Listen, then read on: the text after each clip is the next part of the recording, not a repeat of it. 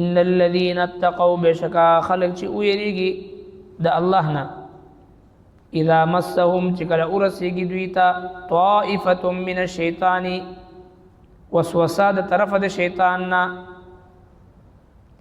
تذکروا نو دوی یادوي فاذا هم مبصرون بیا هغه دغه وخت دی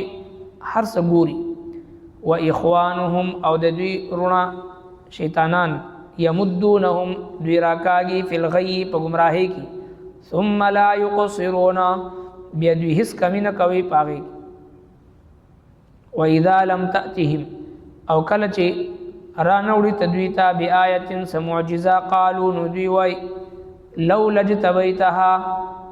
د ځان نه ولې جوړ نکړه قلت ورته ویا انما اتبع بشک ز پیروي کوم ما یوحى الی د هغه څه چې وحی کول شي ماته من ربي زما د رب د طرفنا هذا بصائر من ربكم دا دلیلونه د تاسو د رب د طرفنا وهدن او هدایت دی ورحمت او رحمت دی لقوم یؤمنون او خلق د پاره چې ایمان لري ځکه چې الله جل شانه اوریدونکي په ذات دی او دغه ذکر د نبی کریم صلی الله علیه وسلم خصوصیت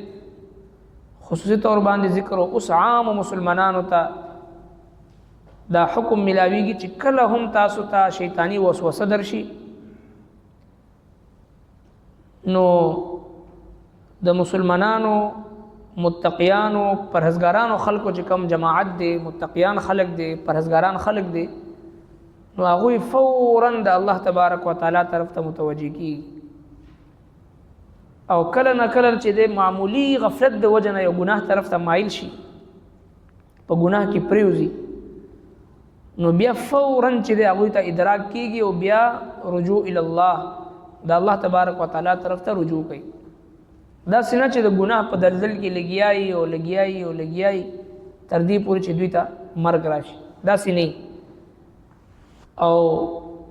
یو طبقه دغه د پرهیزګارانو طبقه ده او دویمه طبقه دویمه ډله چې هغه خلکو ده چې کوم د شیطان ورونه دي شیطان ورونه چې همیشه شیطان لګیاوي خپل ځان ته راکاږي او پاغي کې په معصیت او په ګناه کې څه کمی نه کوي او بیا ورپسې آیت مبارکه کې فرمایي چې کله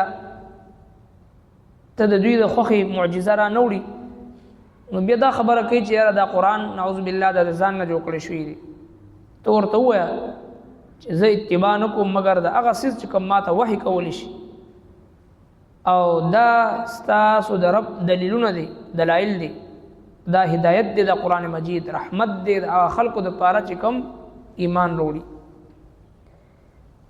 ان الذين اتقوا بشکا خلق چې ویریږي د الله نه اذا مسهم چې کله ورسیږي دوی ته طائفه من الشیطان وسوسه د طرف د شیطان نه تذکروا نو دوی یادوي فاذا هم مبصرون بیا هغه دغه وخت دی هر څه ګوري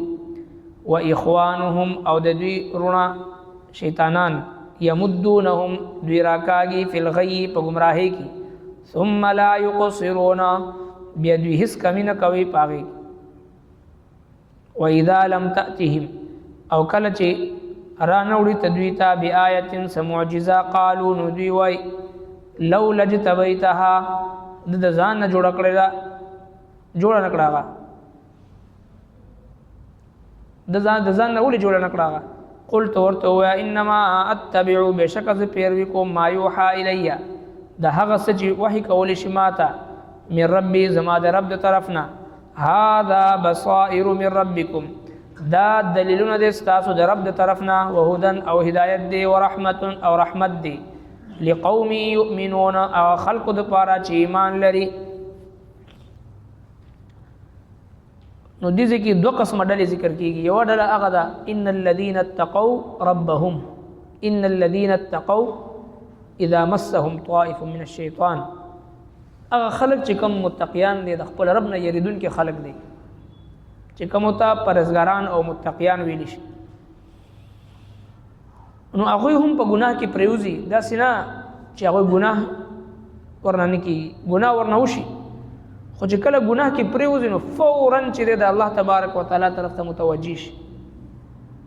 او بل آیت مبارکه کې الله تبارک وتعالى فرمایي وَإِذَا فَعَلُوا فَاحِشَةً أَوْ ظَلَمُوا أَنفُسَهُمْ ذَكَرُوا اللَّهَ فَاسْتَغْفَرُوا لِذُنُوبِهِمْ وَالَّذِينَ إِذَا فَعَلُوا فَاحِشَةً هغه کسان چې هغوی نه څه ګناه سرزد شي یا په خپلو ځانونو باندې ظلم وکړي ذکروا الله بیا الله تبارک وتعالى ورته یاد شي فاستغفروا لذنوبهم بیا استغفار وکړي په خپلو ګناهونو باندې ومن يغفر الذنوب الا الله او څوک دې د معاف کوونکي د ګناهونو سوا د الله نه ولم يصروا على ما فعلوا وهم يعلمون او دوی اصرار نه کوي په خپل ګناه باندې. نو توبې سره استغفار سره اس کبیره ګناه کبیره نه پاتې کیږي.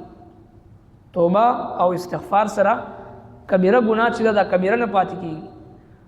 او مداومت او همیشگی کول په یو صغیره ګناه باندې هغه صغیره ګناه صغیره نه پاتې کیږي بلکې هغه کبیره جوړي. چې کله یو مسلمان استغفار کوي توبه وباسي توبه څه ته وایي التوبه الندامه توبه پښمنتیا ته وایي. زړه نه انسان پښمان شي په دې ګناه باندې دا د ایمان نښه ده. دقه د زړه پښمانتیا هم دې ته توبه وایي. توبه څه الفاظ نوم نه دی توبه د غوګونو د راخلو نوم نه دی توبه د پوزې په ځمکه د راخلو نوم نه دی بل څه علامات د توبې نشته دی. التوبه الندامه توبه دا پښمانتیا ده. نو چې کله د ګناه نه بعد زړه کې پښمانتیا راشي نو بیا پوهېدل پکار دی چې یاره زما زړه کې ایمان شته په ګناه باندې خفه کېږي او په نیکۍ باندې خوشحالي. نو لہذا ان الذين اتقوا بشک هغه کسان چې یریږي د الله نه متقیانو خلقو ته چې کله شیطان د طرف نه وسوسه ورسي تذکروا نو دوی یادوي الله تبارک وتعالى ورته یاد شي فورا د الله جل شانه طرف ته متوجه شي فاذا هم مبصرون بیا هم دغه وخت دوی هر څه ګوري ورته ښکاره شي. د الله تبارک وتعالى یو خاص مدد او نصرت وي متقیانو سره چې کله د ګناه مقراشي نو الله تبارک وتعالى د دوی حفاظت کوي. سرنګ چې حضرت یوسف علیہ السلام ولقد همت به وهم بها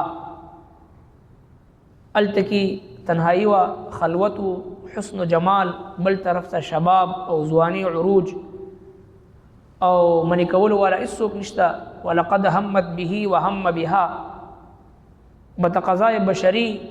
د میلان تصور موجودو لولا ان را برهان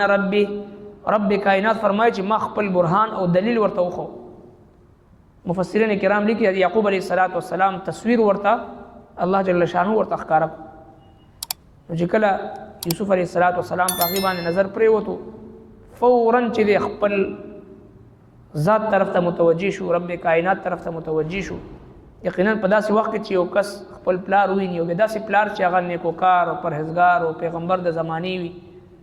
نو فورا چې متوجه شو او دروازې طرف ته منډه کړه.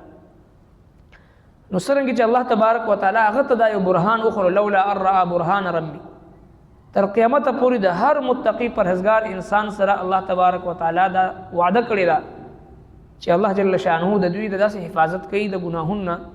حدیث پاک کې رضی دوانو جهان سردار مبارک فرمای چې کله الله تبارک وتعالى یو بنده سره محبت وکړي نو هغه د ګناهونو داسې حفاظت کوي څرنګه چې تاسو د خپل د بیمار حفاظت د اوبو نه کوي چې کله هغه د پاره اوبو نقصان دی. هر کس دا کوشش کوي چې یو قطره اوبو د خواله ورنشي. دغه شان الله جل شانه د خپل د متقی پرهیزګار بنده په خلوت کې په جلوت کې په هر ځای کې د الله نه یریدونکي بنده چې وي الله رب العالمین د ګناه نه دغه حفاظت کوي. او که بالفرض والمحال په ګناه باندې دی ورم شي نو فورا الله تبارک وتعالى ورته را یادوي چې خبردار تنبیه ولکې مختلفو د بیمارو په ذریعہ باندې د حوادثو په ذریعہ باندې د مختلفو حالاتو په ذریعہ باندې الله جل شانه ځان ته پام کی او د ګناه نه بچ کی. نو دې ځکه فرمای ان الذين اتقوا چې کوم متقیان خلق دي چې کله شیطان د طرف نه په دوی باندې وسوسه واچول شي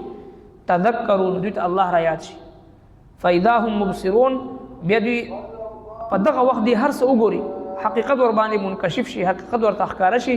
او دغه حقیقت په بنیاد باندې د خپل ځان د ګناه نه بچي